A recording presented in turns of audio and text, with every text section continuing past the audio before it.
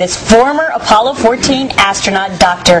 Edgar Mitchell, was on a radio show over in England, and he says that for 6 decades the government's been covering up the fact that aliens do exist. Guess who's joining us on the phone? Dr. Mitchell, good morning to you. Good morning. Dr. Mitchell, you've walked on the moon, you've done so much, we've had a fantastic career. How long have you known that we've had contact with aliens? Well, the rumor, see, I grew up in Roswell, where the so-called Roswell incident took place. So the local lore I've known for 60 years. Mm-hmm. But, however, as a result of my astronaut experience, some of the old-timers, I call them the old-timers, I've never had a first-hand experience. I mean, I've never seen the UFO. But some of the old-timers of that period who were hushed up thought I would be credible, and they wanted to pass on their story before they passed on.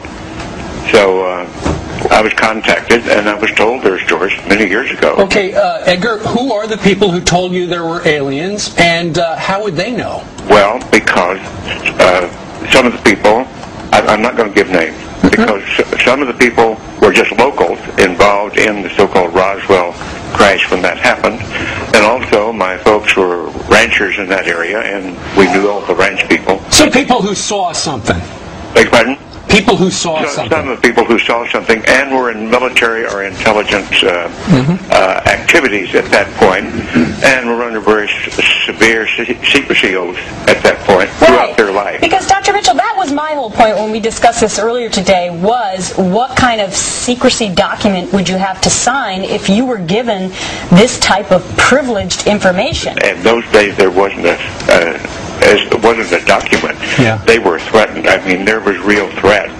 You're not going to talk about this. What, from the government threatening? Yeah, right. Now, let me ask you, you said that these creatures are small, with big heads and big eyes? We don't know that. I don't know that personally. I haven't seen them.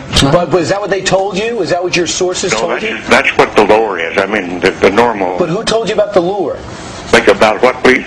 Like, for example, when you talk to these people who wanted their stories to live on because they won't. It was just to confirm that the Roswell incident did take place, and it wasn't, the government knew it was an alien spacecraft. Now, it was about 10 years ago, you had a press conference where you laid all these facts bare. You talked about this in public. Yes, I actually went to the Pentagon and was talked to intelligence officer at the Joint Chiefs of Staff. Yeah. And he said, I don't know about this, but I'm going to find out.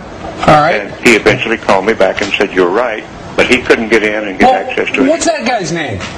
No, I'm not going to tell you that. Well, I mean, because look, Edgar, a lot of people are listening to this and they're thinking, well, I don't care what they think. You want my story? I'm telling you. No, we understand, but some people think that it's so let me ask you this, credible. Dr. Mitchell. Do you think that other people now will come to the forefront since this is being discussed again, since you're bringing this? I think it's about to, because there's been a lot of very serious and good investigators working this problem for 50 years or more. I mean, you realize this is the story of the century, if it's true. Well, the fact that we have not alone in the universe, that's a very important story. I mean, that's better than a little bit of water on Mars. Of course.